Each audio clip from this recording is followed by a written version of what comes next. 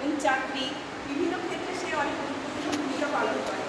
যেমন আমরা এই কিছুদিন আগেই দেখেছি যে ভারত পাকিস্তানের যুদ্ধে অপারেশন সিঁদুরে বিশেষ ভূমিকা নিয়েছিল এবং সেটাতে মেন লিডিং ক্যারেক্টার বলতে একজন নারী, যিনি সোফিয়া কুরেশি এবং উইং কমান্ডার ভূমিকা মেন লিড নিয়েছিলেন। কিন্তু এটা দুঃখপূর্ণ যে আজকাল নারীরা তার কর্মক্ষেত্রে বিভিন্নভাবে হ্যারাস হচ্ছে বা নির্যাতনের শিকার হচ্ছে। যেমন এই স্কুলের ইনসিডেন্ট 2024-এ আরজিকরের কেস হয়েছিল 9 অগাস্টে।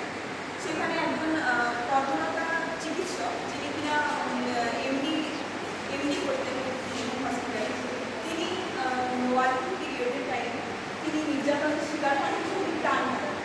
এবং আরও দেখতে পারি যে এই কিছুদিন আগে রিসেন্ট ঘটনা, কসবা ল কলেজের একজন ছাত্রীকে, টেলি ছাত্রীকে, যাকে কিনা নির্যাতন করে তাকে নির্যাতনের সম্মুখীন হতে হয়েছিল। এবং এই নিয়ে আমরা শুধুমাত্র এই বিভিন্ন এতে না, নির্যাতনের শিকার নারীরা সব জায়গাতেই করছে।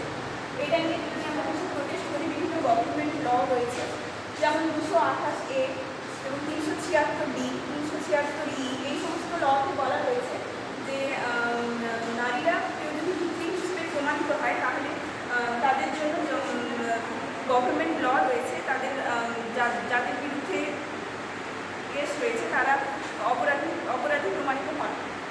এবং এছাড়াও এটা গভর্নমেন্ট লর কথা বাদ দিলাম, এছাড়াও রয়েছে প্রথমত আমরা নারী, পুরুষ, ছেলে, মেয়ে সবাইকেই বাড়ি থেকেই শেখাতে হবে যে কীভাবে নারীদের সম্মান জানাতে হবে এবং নারীরা শ্রদ্ধার যোগ্য। এছাড়াও বিভিন্ন প্রতিষ্ঠানগুলিতে আমরা কমপ্লেন লঞ্চ করার জন্য একটা নির্দিষ্ট জায়গা রাখতে হবে এবং নারীদেরকে কর্মক্ষেত্রে